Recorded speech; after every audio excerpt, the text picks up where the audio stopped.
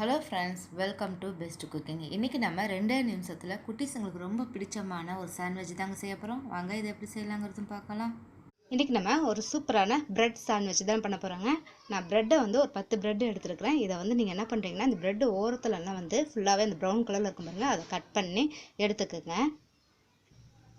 இப்போ அடுப்பு ஆன் பண்ணி ஒரு தோசைக்கல் வச்சுக்கோங்க. இதில் வந்து ஒரு 1/2 ஸ்பூன் அளவுக்கு பட்டர் வச்சுக்கோங்க. பட்டர் வந்து ஃபுல்லாக இடமும் நம்ம படுற மாதிரி ஃபுல்லாக வந்து ஸ்ப்ரெட் பண்ணிக்கோங்க. இப்போ நம்ம என்ன பண்ண போகிறோம்னா, ப்ரெட்டு போட போகிறோம். ப்ரெட்டை வந்து ரொம்ப ரோஸ்ட் பண்ணக்கூடாது. ஜஸ்ட் போட்டுட்டு 2 பக்கம் நம்ம திருப்பி விட்டுட்டு அதை எடுத்துட வேண்டியது தாங்க. ரொம்ப ரோஸ்ட் பண்ண வேணாம்.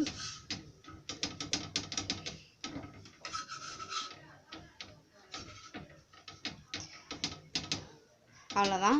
இப்போ இதை எடுத்து நம்ம ஒரு பிளேட்டில் வச்சிடலாம்.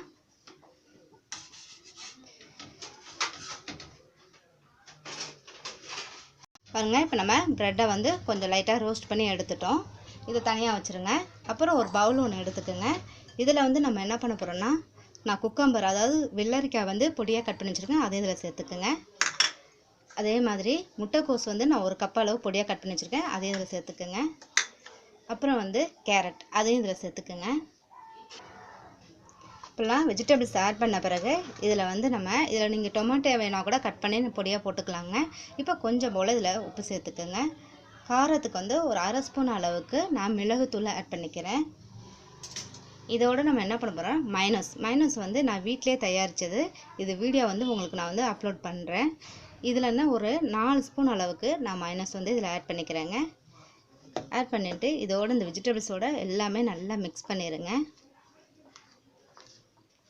பாருங்கள், இப்போ நம்ம எல்லாமே நல்லா மிக்ஸ் பண்ணிட்டோம். இப்போ என்ன பண்ண போகிறோம்னா, ஒரு பிளேட் ஒன்று எடுத்துக்கோங்க.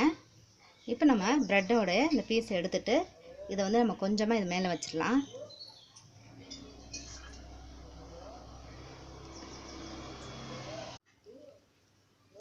பாருங்கள், ஃபுல்லாக நம்ம இதை பண்ணிவிட்டு அப்புறம் ஒரு ப்ரெட்டை எடுத்து இது மேலே அப்படியே வச்சு நல்லா வந்து ஸ்டஃப் பண்ணிடுங்க.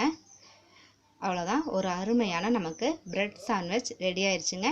இதை வந்து நீங்கள் என்ன பண்ணுறீங்கன்னா, இப்படி சைடாக கட் பண்ணி கூட சாப்பிட்லாம். இல்லை நமக்கு வந்து ப்ரெட் வந்து கொஞ்சம் சின்னமாக இருக்குது, இந்த கிராஸ்லாம் நம்ம கட் பண்ணிட்டோம், அந்த ப்ரௌன் கலர்னா ரொம்ப குட்டியாக தான் தெரியும். அதனால் இப்படியாக கூட நீங்கள் வச்சு சாப்பிட்லாங்க. ரொம்ப அருமையாக இருக்கும். கண்டிப்பாக நீங்கள் ட்ரை பண்ணி பாருங்கள்.